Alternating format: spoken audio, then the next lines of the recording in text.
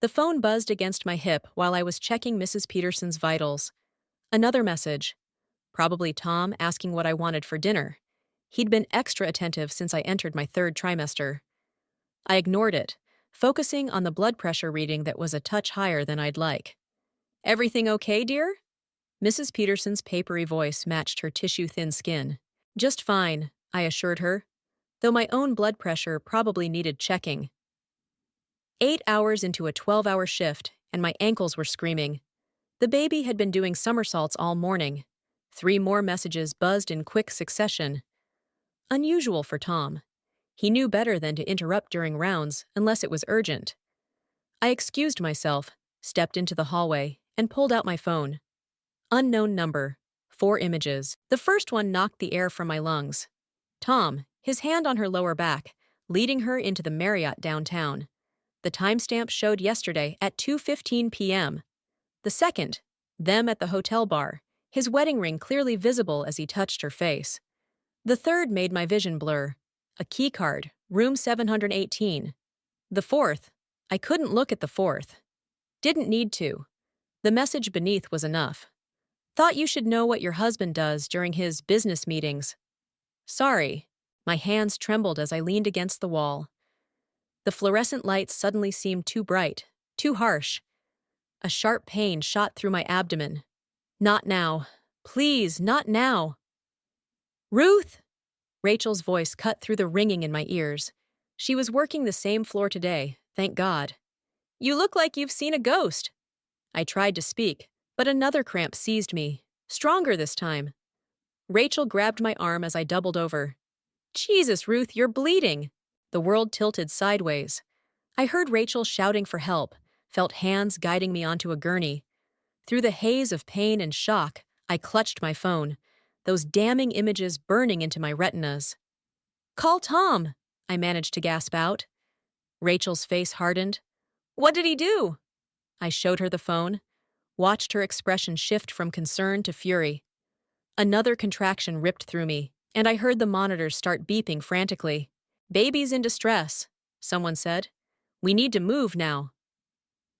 Everything became a blur of motion and voices. Dr. Chen appeared, speaking rapidly about emergency C-sections and complications. All I could think about was Tom touching that woman's face with the same hand that wore my ring. Ruth, stay with us, Rachel commanded, squeezing my hand. Focus on your baby.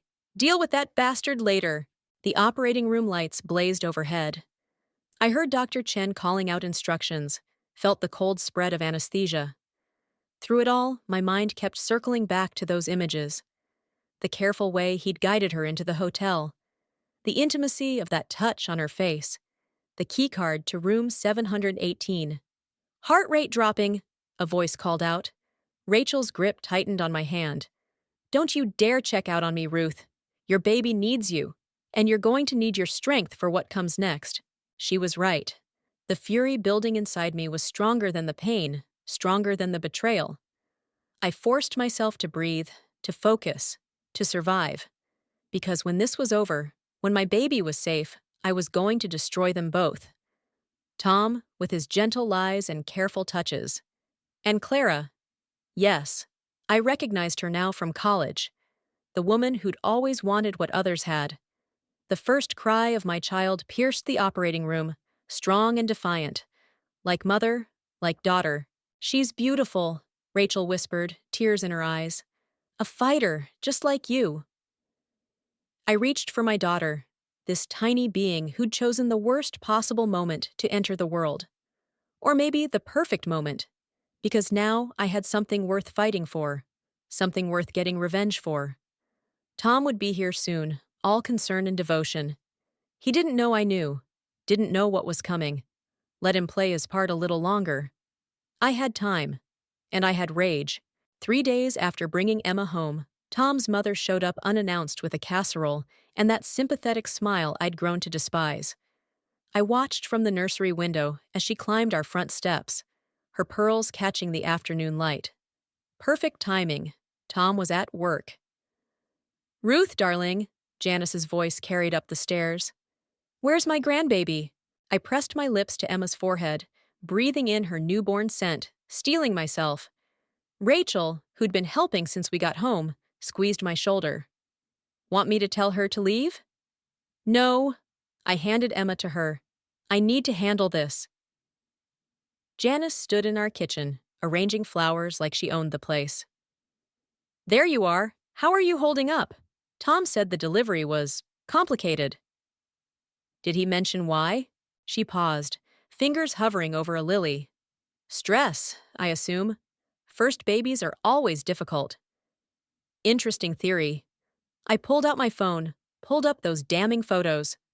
Want to see what actually triggered my premature labor? Her face remained carefully blank as she studied the images. Too blank. No shock, no outrage, just that practiced neutral expression she'd perfected over 40 years of country club politics. Oh dear. She set the phone down like it might bite. These things, they're not always what they seem. Really? Because they seem pretty clear to me. Marriage is complex, Ruth. Tom's under tremendous pressure at work. And you've been, well, pregnancy changes women, makes them emotional, demanding. Don't. My voice shook. Don't you dare try to blame this on hormones. I'm only suggesting that, perhaps, with the baby here now, you might want to focus on healing your family rather than making accusations. Rachel appeared in the doorway, Emma in her arms. Everything okay down here? Perfectly fine, Janice chirped, reaching for the baby. Come to Grandma, Precious. I stepped between them. No. Ruth, be reasonable. Reasonable? I laughed, sharp and bitter. Like your son was reasonable when he checked into room 718 with another woman? Something flickered in Janice's eyes. Recognition? Before she smoothed it away. If you push too hard on this, Ruth, you might not like what you find. Is that a threat?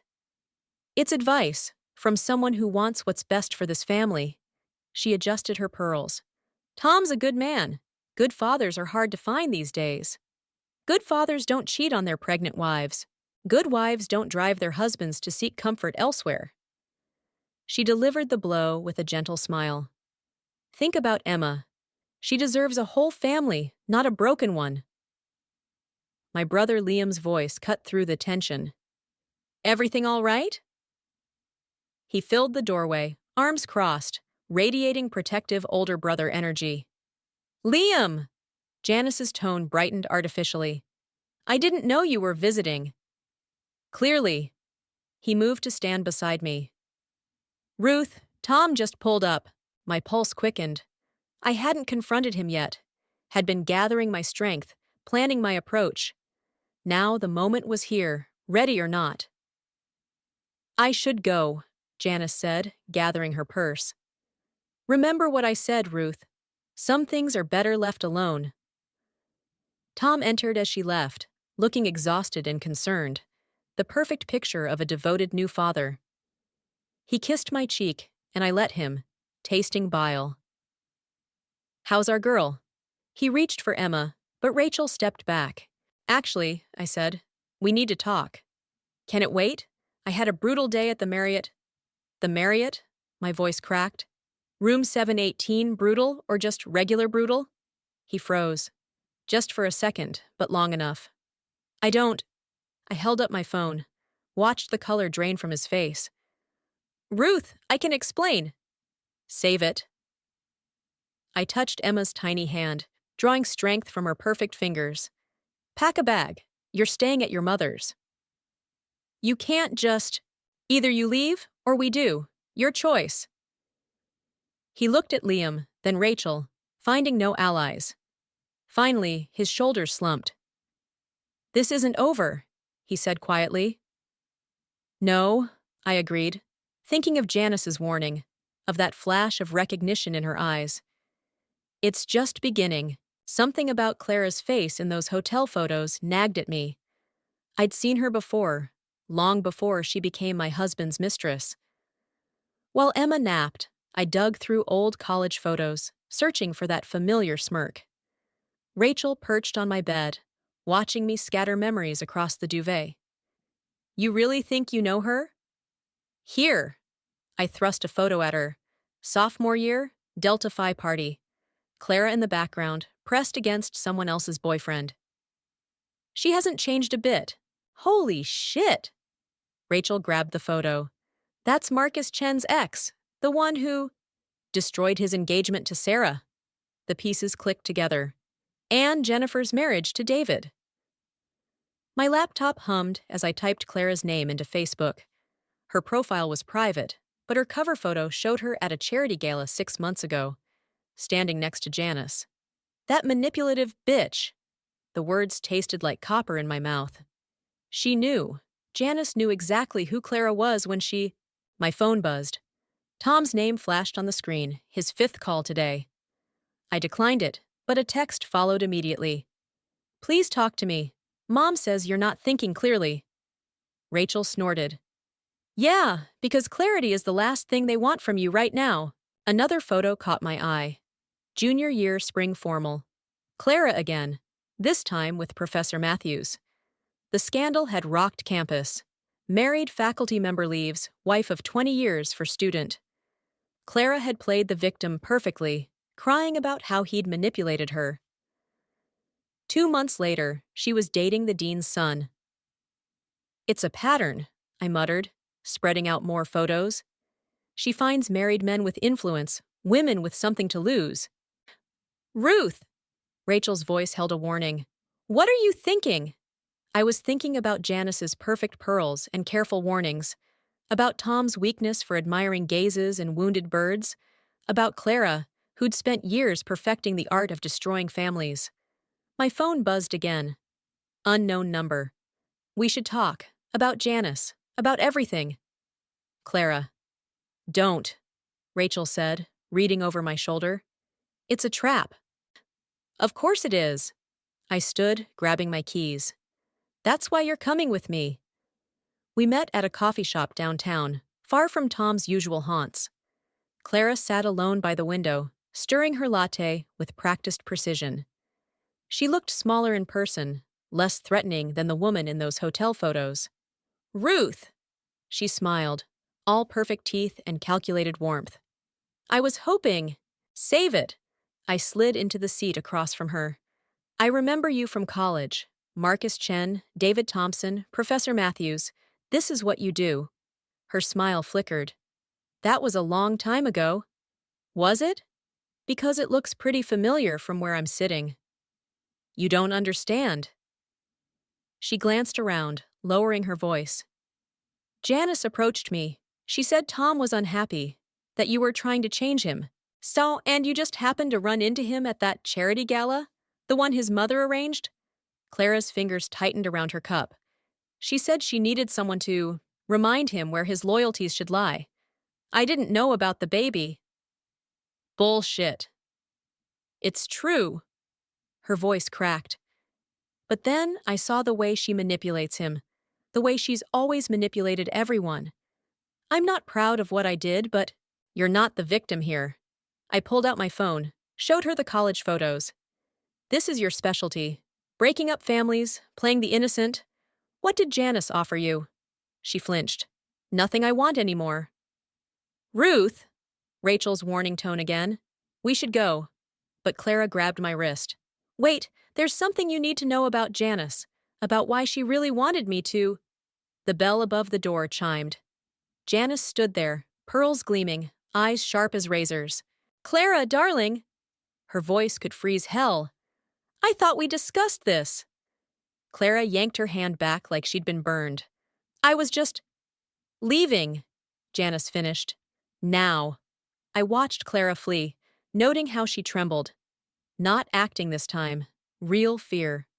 You know, Janice said, taking Clara's empty seat, I always hoped we wouldn't have to have this conversation. Which conversation is that? I met her gaze steadily. The one about how you orchestrated my husband's affair, or the one about why? Her smile was a weapon. Why don't we discuss it over dinner tomorrow? Just family. Go to hell. Oh, Ruth. She stood, adjusting those perfect pearls. We're already there. The question is, how much more are you willing to burn? Emma wouldn't stop crying. 3 hours of screaming that turned my apartment into a pressure cooker of guilt and exhaustion. Every wail felt like an accusation. This was my fault, my choices breaking apart her world before she could even speak. The doorbell rang. Through the peephole, I saw Tom shifting from foot to foot, holding a stuffed bear. "Please, Ruth." His voice carried through the door. "Let me see her. She's my daughter, too." Emma's cries peaked again. I pressed my forehead against the cool wood, remembering Janice's threat at the coffee shop. "How much more are you willing to burn?" "5 minutes," I said, opening the door. "That's all you get." He rushed to Emma's bassinet, scooping her up with practiced ease.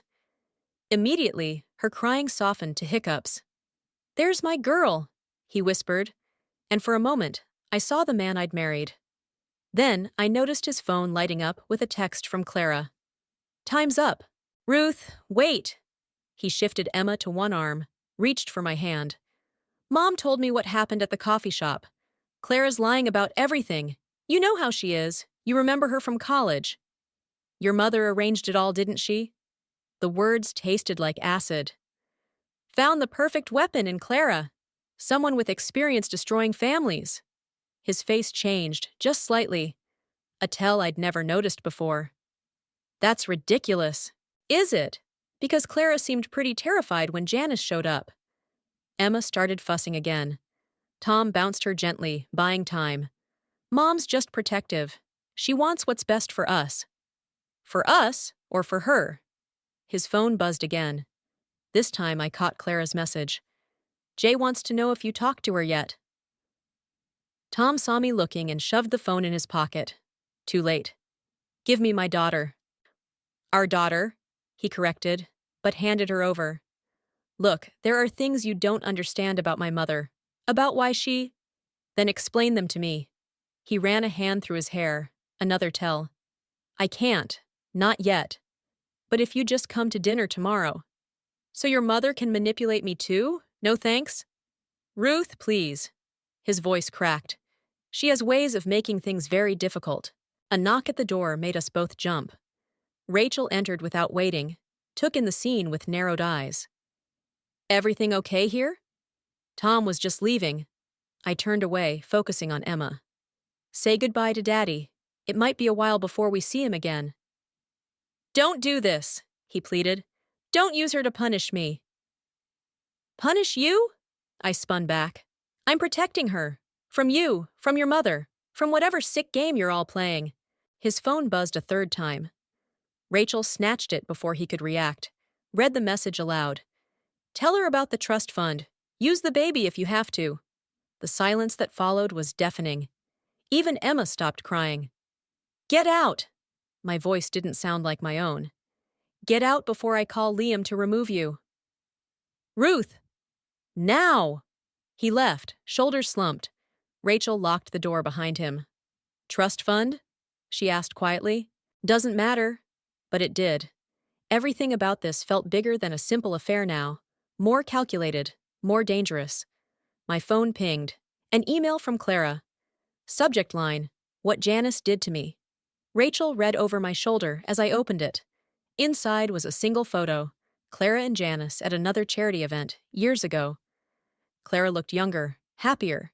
Janice had her arm around Clara's waist, proprietary and proud, like a collector showing off a new acquisition. Below the photo, 3 words. "History repeats itself." "Jesus!" Rachel breathed. "What did that woman do to her?" Emma stirred in my arms, her tiny hand curling around my finger. I thought about Janice's dinner invitation, about Tom's warning, about Clara's fear. "I don't know," I said finally, "but I'm going to find out." Rachel touched my shoulder. "Not alone. You're not." I looked at my daughter, at my best friend, at the wreckage of my marriage scattered around my apartment. "No," I agreed. "Not alone." Because whatever Janice was planning, whatever web she'd woven, she'd forgotten one crucial detail.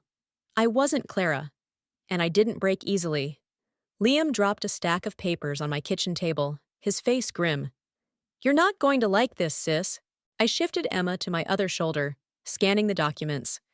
Bank statements, property records, a web of shell companies all leading back to one name, Janice Harrison. She owns half the downtown properties, Liam explained, including the building where Clara's gallery is located. Rachel, who'd been making coffee, stopped mid-pour. Gallery? Opened 6 months ago, struggling financially until a mysterious benefactor stepped in. He pulled out another document. 3 guesses who. My throat tightened. The same time she met Tom. There's more. Liam hesitated. Clara's not the first. I found 5 other women over the past 15 years, all young, ambitious, financially vulnerable, all connected to Janice through various charitable endeavors. And all involved with married men in Janice's social circle, Rachel finished, her voice hard. Jesus Christ! Emma stirred, whimpering. I bounced her gently, trying to keep my hands from shaking. What happened to them? They disappeared, moved away, changed careers. One's in Europe now, living quite comfortably on a trust fund. My phone buzzed. Another text from Tom. Mom's getting impatient. Please come to dinner tonight, for Emma's sake. Don't, Rachel warned. Actually, Liam leaned forward. Maybe she should. Have you lost your mind? Think about it. Janice doesn't know what we've found. She's expecting Ruth to be desperate, isolated. Instead, a knock at the door cut him off. Through the peephole, I saw Clara, looking over her shoulder like she expected to be followed. Please, she called softly. 5 minutes. It's about Emma. Rachel moved to block the door. Not a chance. But something in Clara's voice made me pause. Let her in. She entered like a hunted animal, clutching her purse. You need to take the trust fund. Excuse me? Janice. She's setting up a trust for Emma. Significant money, but with conditions. She'll be the executor until Emma's 25. Like hell she will. You don't understand. Clara's voice cracked. She'll take everything if you don't. Your job, your apartment. She owns the hospital board, the building management company. She's already making calls. My arms tightened around Emma. Is that what happened to you? Clara flinched. I thought I could outsmart her, use her like she uses everyone else, but she's always 10 steps ahead. Why are you telling me this? Because. She pulled out her phone, showed us a series of texts from Janice, each one more threatening than the last. She's not just after your marriage anymore. She wants Emma, like she wanted Tom, like she wants to own everything and everyone around her. Liam stood. We need to call the police. With what evidence? Clara laughed bitterly. Everything's legal. Everything's wrapped up in contracts and trusts and charitable donations. She never leaves fingerprints. Emma began to cry in earnest now, sensing the tension. As I rocked her, I caught sight of our reflection in the window. Mother and daughter, surrounded by people trying to help or hurt us, all tangled in Janice's web. The dinner invitation, I said slowly. She's expecting an answer. Ruth, no. Rachel grabbed my arm. You can't walk into her trap. Maybe I should. I met Clara's eyes. Unless you have a better idea. She hesitated, then reached into her purse. Actually, I might. She pulled out a small recorder. I've been keeping records, conversations, meetings, everything. I thought maybe if I had enough. Insurance, Liam finished. Clara nodded. But I was too scared to use it, until now. I looked at my daughter, at my brother, at my best friend, at Clara, another of Janice's victims trying to break free, at the documents spreading across my table like a battle plan. Okay, I said finally. Tell me everything. And then we're going to that dinner. Because Janice was right about one thing, I was willing to burn it all down, but not in the way she expected. This time, the fire would start with her. Janice's dining room felt like a stage set, every piece carefully arranged for maximum effect. The crystal gleamed, the silver sparkled, and Emma slept peacefully in her carrier beside me, unaware of the sharks circling our table. More wine, dear? Janice's hand hovered over my glass, her signature pearls catching the candlelight. I'm still nursing. I touched the recorder hidden in my jacket pocket, drawing strength from its presence. Clara's evidence burned a hole in my other pocket. Documents, recordings, a paper trail of manipulation spanning decades. Tom wouldn't meet my eyes. He pushed food around his plate, jumping every time his mother spoke. A puppet with tangled strings. "I've been thinking," Janice said, setting down her wine, "about Emma's future. The trust fund paperwork is ready." Actually," I placed Clara's recorder on the table. "I have some paperwork of my own." The temperature in the room seemed to drop. Janice's smile never wavered, but her knuckles whitened around her fork. "What's this about?" I pressed play. Clara's voice filled the room. "You promised the gallery would be mine, Janice, not just another way to control me." "Turn that off." Janice's voice could have frozen hell. "Why?" "Afraid of what comes next? The part where you admit setting up Tom and Clara? Or maybe the conversation about your plans for Emma?" Tom's head snapped up. "What plans?" "Show him," I told Janice. "Show him the trust fund conditions, the part where you get complete control of Emma's future, just like you controlled his." "Ruth!" Janice's tone shifted to concern. "You're upset, emotional. Postpartum can be so difficult." "Don't." I pulled out the documents Liam had found. 5 other women, Janice. 5 other families you've destroyed. Was Clara number 6, or were there more? "Mother?" Tom's voice cracked. "What is she talking about?"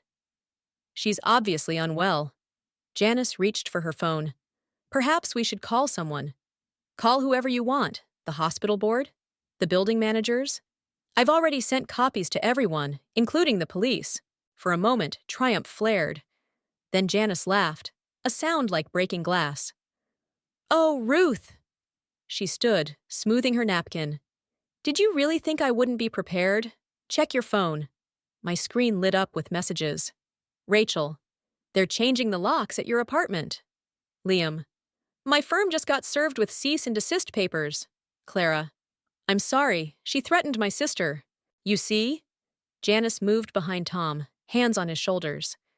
"Everything you have, your home, your job, your friends, it all connects back to me, one way or another. You can't."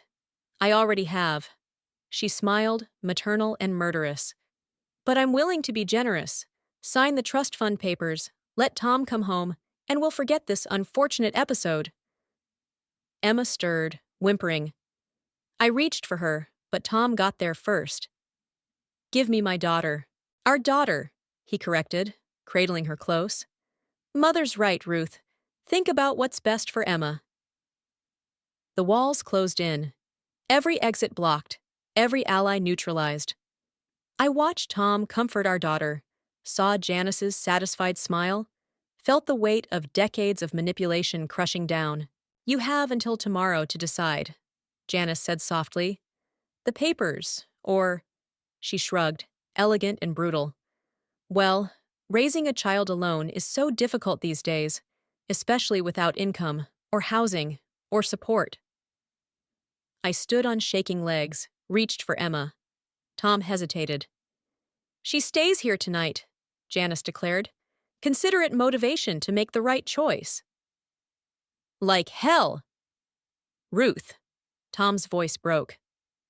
"Please, don't make this worse." Emma's cries echoed as I stumbled out into the night, leaving pieces of my heart behind. My phone buzzed with more messages, friends and colleagues distancing themselves, Clara's apologies, Rachel and Liam's warnings. Janice had won. She'd taken everything. Almost everything. Because in my pocket, there was one recording she didn't know about, one conversation even Clara hadn't heard. And tomorrow, when I returned with my answer, Janice would learn what a mother's love could really do. Some things were worth burning for. The next morning, I walked into Janice's study, carrying the trust fund papers and my last secret weapon. She sat behind her mahogany desk, perfectly coiffed at 7 a.m., while Tom paced by the window. Emma's empty carrier sat between them like a battle line. "Where's my daughter?" "Safe," Janice replied. With Clara, actually. Insurance against any last-minute heroics. She gestured to the papers. Shall we? I placed them on her desk, unsigned. First, I want you to hear something. Ruth, Tom warned. Don't make this worse. Actually, Tom, you should hear this too. I pulled out my phone, pressed play. A man's voice filled the room. Elderly, tired, familiar to them both. Tom froze. Dad? The recording continued. I'm changing the will, Janice. You've controlled everything long enough. Tom deserves... Turn that off. Janice's voice shook. Why? Because it proves you killed him? Tom stumbled. What? Your father didn't die of natural causes. I met Janice's eyes. Did he?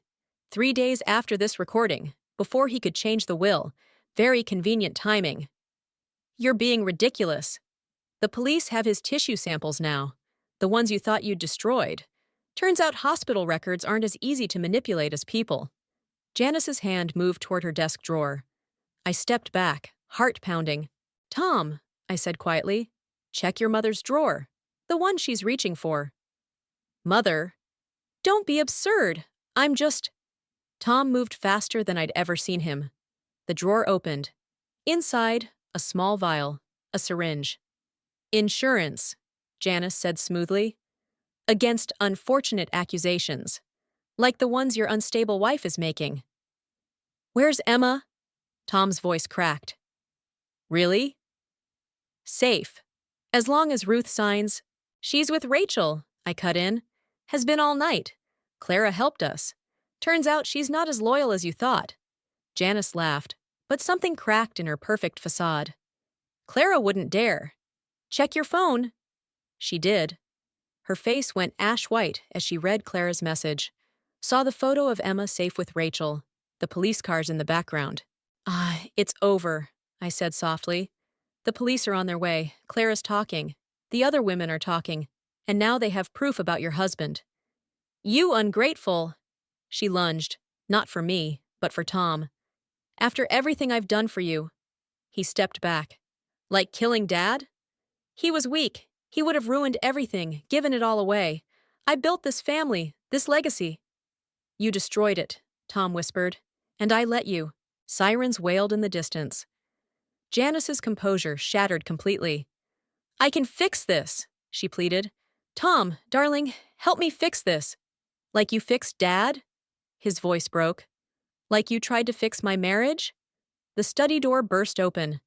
Clara stood there, flanked by police officers. They need to hear your confession, Janice. Like I heard it last night when you thought you were still in control.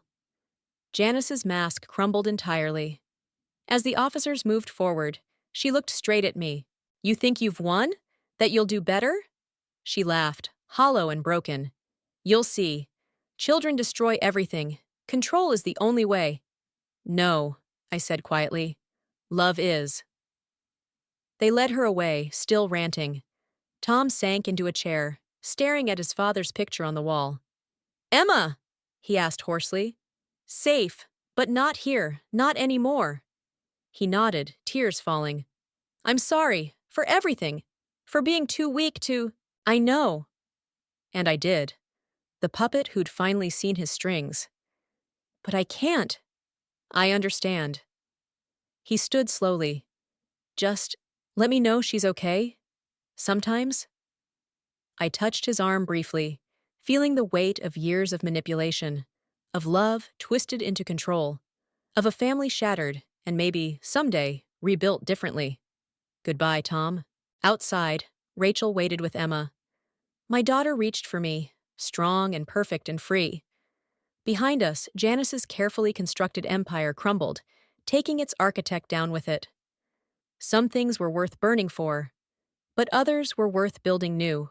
Spring sunlight filtered through Liam's kitchen window as I packed Emma's diaper bag. 6 weeks since Janice's arrest, since the carefully constructed walls of her empire began crumbling under the weight of evidence and confessions. The doorbell rang.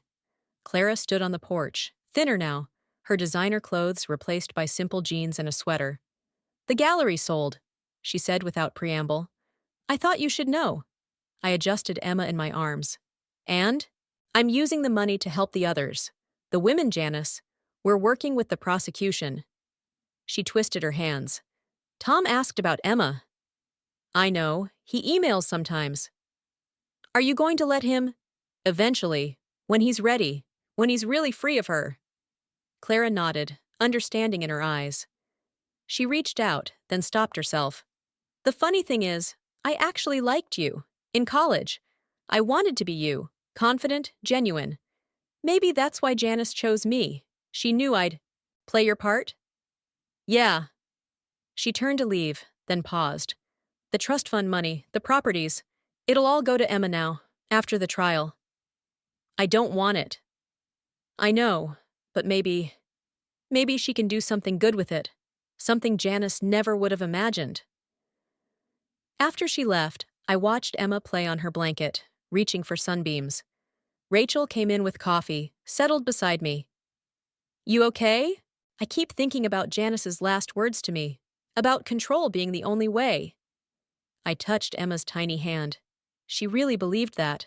Love was just another weapon to her. But not to you. No. I smiled as Emma grabbed my finger, strong and certain. Never to me. The newspaper on the counter carried Janice's story.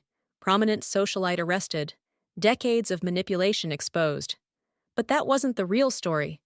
The real story was in the quiet moments. Tom in therapy, learning to be his own person. Clara and the other women, building something new from the ashes of their manipulation.